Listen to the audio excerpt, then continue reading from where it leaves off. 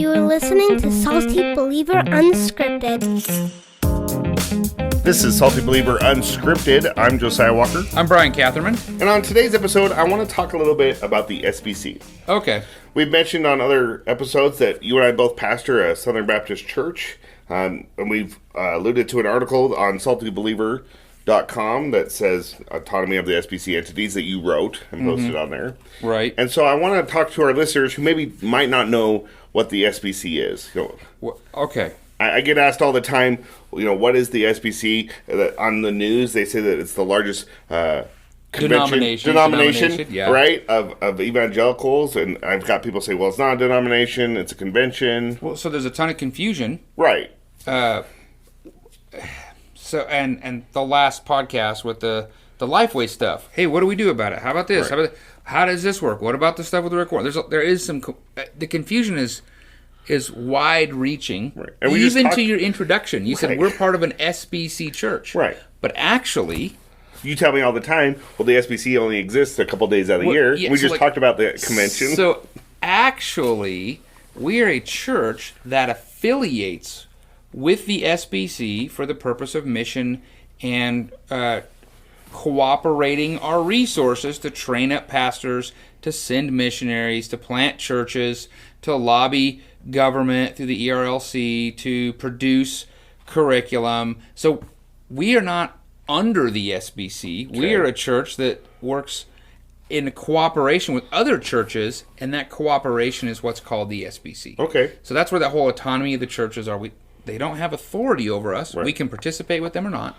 It's completely voluntary, right? We basically a bunch of independent churches came together for the work of so you're in seminary. You had a church history class. Let's go to how it started, and that helps us to understand what its purpose was, and then we can get to where we are now. So when did the SBC start? You had a history class. I don't have the date, man. So I have this book. I'm gonna hold on. So I have a book here called SBC FAQs: A Ready Reference by Keith Harper and Amy Whitfield. And this thing's getting more and more outdated. It's my understanding that Amy Whitfield, at least, is producing another edition of this, or maybe they both are. I don't know. I don't know.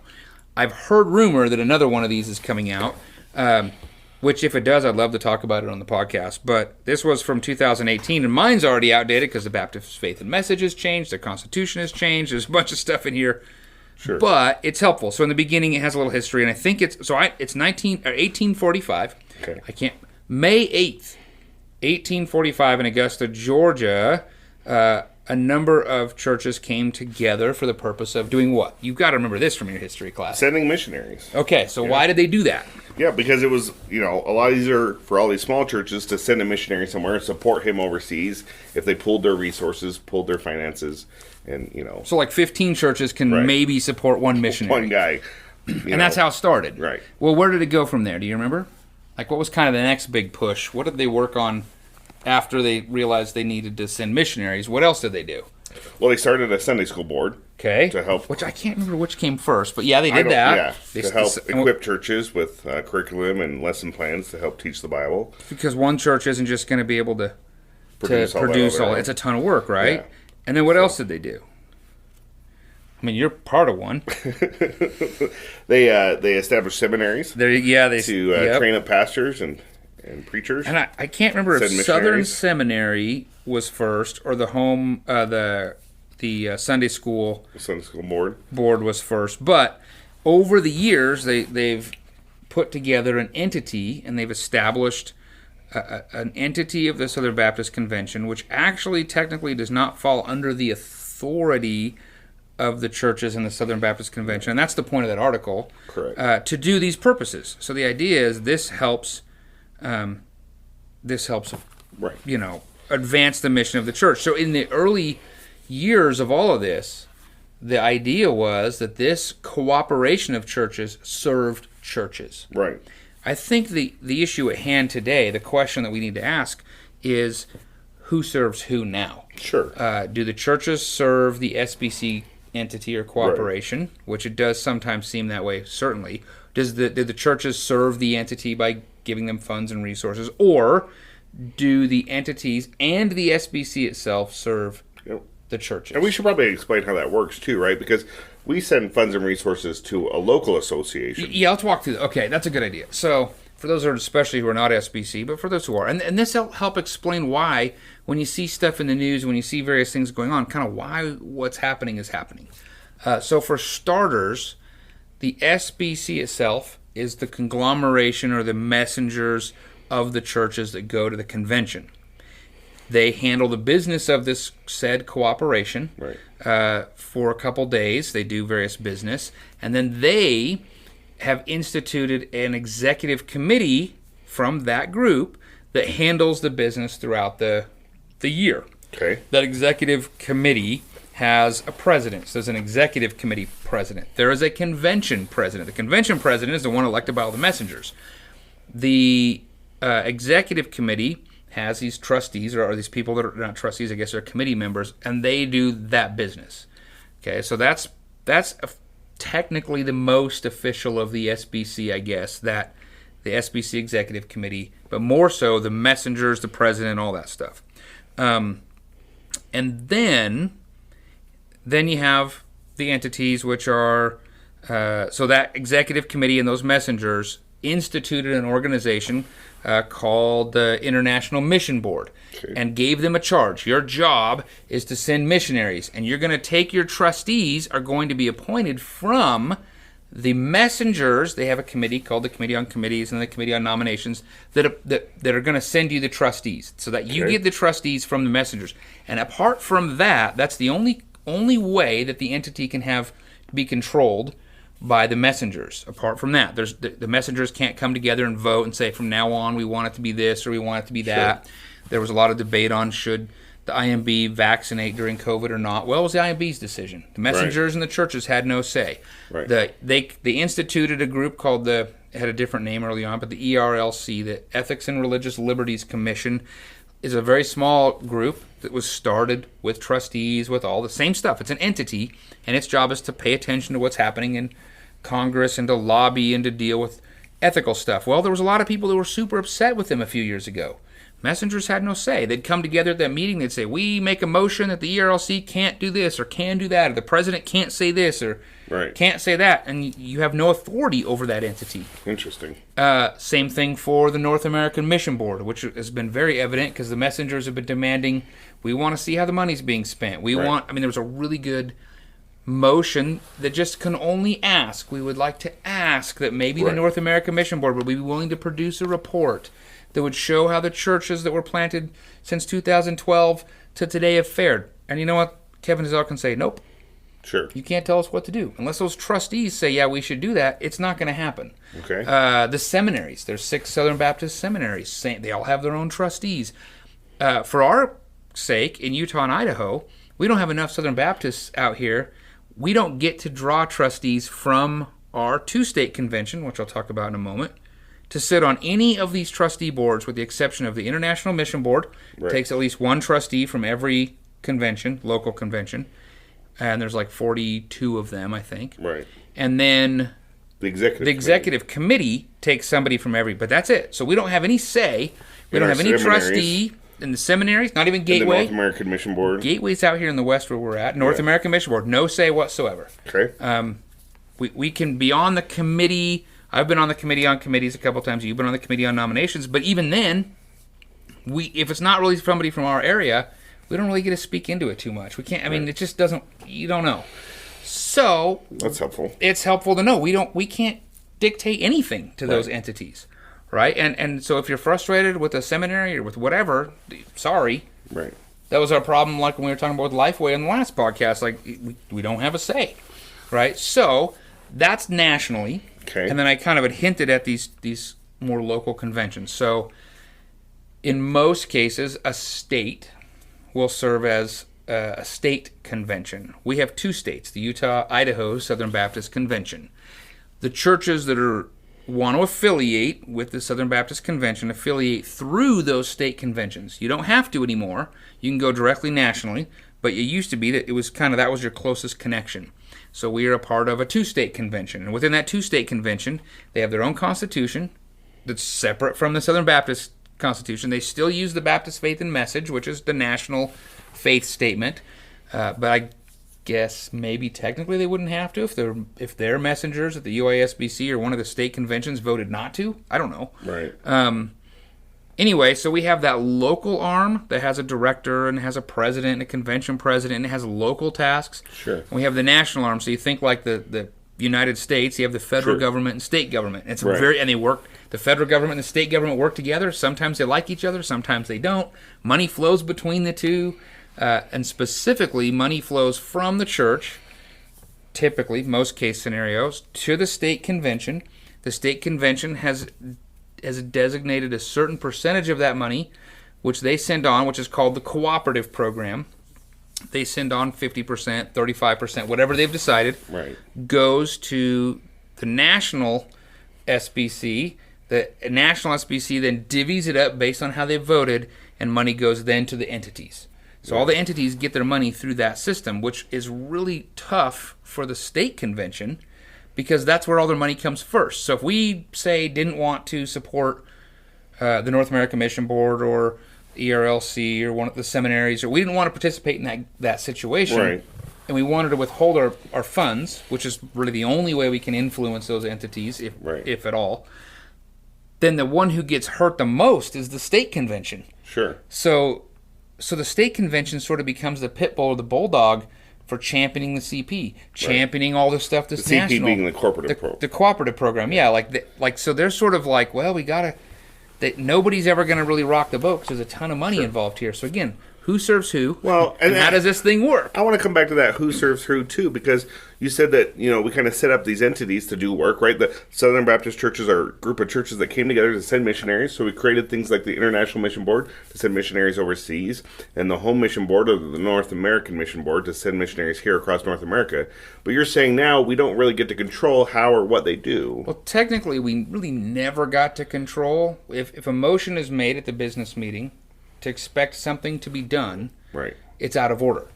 It can only be we make a motion that the messengers would request this, and they can just say no. They don't. That's been the situation with the North American Mission Board and this whole finances thing, and he fights it, and like, hey, we're transparent, we're good, but nobody that brings those motions feels comfortable with that.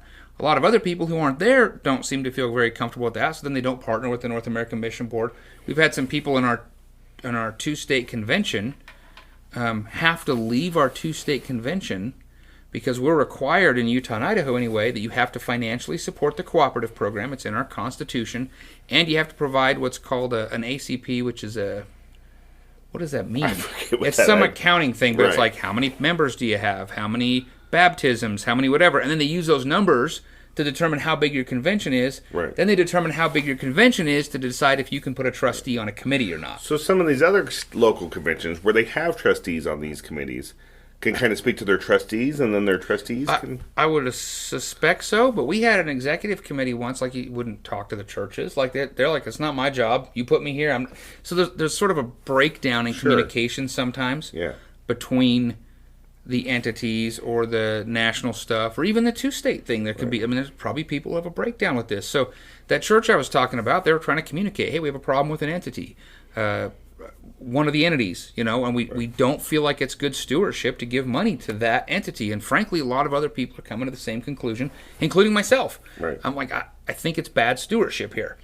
At least at the moment, until we can get some questions answered.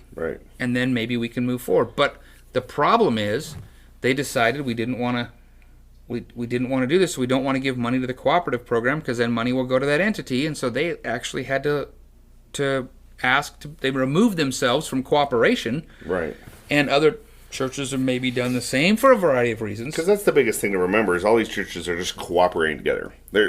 I feel like when I talk to friends and stuff, they think there's this hierarchy of a top down where they tell us what to do at the church level. And that's not really the case. Yeah, so in the podcast we talked about before with Priscilla Shire and Lifeway, or the guy making the motion of Beth Moore, why do you sell these books? We don't have any way of saying we vote that Lifeway doesn't sell these books. We can't. There's no vote for that. So the only thing we have is, like, I guess we don't vote with our dollars. A lot of people say, hey, I don't like what's happening with Bud Light, or I don't like what's happening with Disney, or I don't like what's happening at Target, so they don't go to those entities or those organizations. They don't support them, The only kind of that, if that logic were to be extended, I don't like what's happening at Lifeway, so I guess I'll stop buying things at Lifeway. Sure. Or, hey, I love Lifeway and I want to support the home team, or you can send an email and you can try to get a response, or you can whatever. I mean, it's just not what your friends think, right? It's not some like we've got it all sorted out. So where you don't really have a say in what goes on in the entities, what do the messengers from the SBC churches, what business do they conduct when they gather together? So they do have a say in everything that's the SBC and the SBC Executive Committee. So they commissioned a sex abuse task force to review issues of sex abuse and to do various things. They determine the Constitution and who, how we function and who is a messenger, or who is a church that can send messengers in friendly cooperation, or who isn't. That was the big thing this time. They modified the faith statement. They modified the Constitution. Then they also passed resolutions that say when all these churches gather together, we proclaim that abortion is bad. We proclaim that sex trafficking is horrible. We proclaim that whatever. The Bible's inerrant. The Bible's inerrant. Yeah. So but they can't direct those entities. And the hard part for me is the church does the major work. Sure.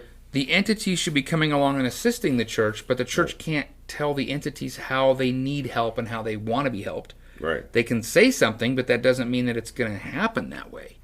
And so that is an interesting dynamic, not a big deal if the entities are hearing the churches and if they're doing what's really actually helpful for the church and if they're being faithful in those ways. It is a big deal if they deviate from those things because there's no actual solid recourse except don't participate, withhold funds, don't partner with those entities, which is really unfortunate. I mean, like there was a pretty hefty sex abuse, hiring, firing problem, and a whole bunch of financial problems at one of the seminaries. And I mean, it was a big deal. Actually, a couple of the seminaries had some issues that surfaced, but the messengers couldn't say we want to change that. Right. We just saw an article not long ago about massive overspending on the part of a former president at Southwestern. Well, and I saw something in the news the other day that said one of our seminaries has an accreditation warning against them right now for various reasons. I didn't know that. So, that's not good. Right. So when we say, okay, or there was at one of the seminaries a professor who was kind of prominently out on social media and was talking about the value and the resources and the tools with critical race theory and CRT and why this is so important and why we have whiteness and this problem and that problem. And that professor, I think, is still, I mean, this was like a vice president or something. And so what if the messengers were wanting to pull back and say, wait, no. Yeah. Or wait, yes, they can't vote on that at all. They have to trust that the trustees will do it. But it's been said the trustees kind of get handpicked a lot. Yeah. And we've been on those committees. That can kind of go lots of different ways. Sure. And so the question is it really that the entities are hearing from the churches, even if the messengers all show up? If all the churches sent messengers and you had 10,000 messengers, 20,000 messengers, do they really have a say? I think the answer is no, right? Like, I don't. So again, it comes back to who's really serving who. Right. Are the churches expected to serve this sort of big machine? Yeah. And if it's working well, it's working well. And a lot of times it is working well. I mean, let's be honest. Sure. A lot of times we're sending more missionaries overseas. Right. There are churches being planted. There is curriculum being published. Right. There are seminaries training pastors. Guidestone is helping with retirements. Like, these things are good, and we've kind of Frankensteined them all together, which is why I use a picture of Frankenstein in that post. But then what happens if they don't do good? Correct. What happens if there is a rogue agent in there? What happens if somebody's putting razor blades in the apples and feeding them to everybody? Sure. Now we got a problem, right? Now we got a big problem. Right. So what do you do with that? I guess be mindful, use discernment, and vote with your dollars and vote with your messengers, right? Pray your face off, right? Pray Like pray. So I just want to conclude maybe with this. If you're listening, you're not SBC, you're like, what in the world is all that? Hey, we feel the same sometimes. Sure. Well, it's kind of a whirlwind. If you are SBC or you're involved in a church that affiliates with the SBC, if you're involved in this, it's okay to talk about it. It's okay to let's get it fixed. I hate feeling like I can't voice my concerns, right? We should be able to speak through those things. So we changed our Baptist faith and message. Yeah. I agree with the change. Al Mohler agrees with the change, and he was, kind of championing this. But even he, in an article I read just the other day, is like, I don't think the way we changed it was right. Right. We shouldn't be able to change this stuff so fast. Correct. That we need to be able to come together. If we're going to work together, it can't just be about our dollars. Right. It has to be about how we're going to work well together and what we need for the churches in the changing times. Some of this stuff might be adjusted. Sure. Like the Baptist Faith and Message or like a Constitution issue.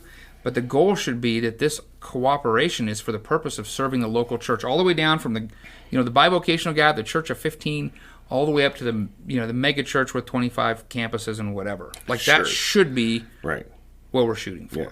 We should be able to Does that answer your work better questions? together. I don't know if it's answered my question or given me with more questions. The book again that answers lots of questions is SBC FAQs, a ready reference by Keith Harper and Amy Whitfield. I mean, it has history and short little things and reports, and it is a little outdated, but it is a really, really good start, especially if they have another one coming out. And then, as we mentioned, you have a post on our blog, Autonomy of SBC Entities. Just look for the picture of Frankenstein. That's on SaltyBeliever.com. If you have any questions, concerns, maybe you have some concerns with the SBC, drop us a line, SaltyBeliever@gmail.com, or fill out that form on our website.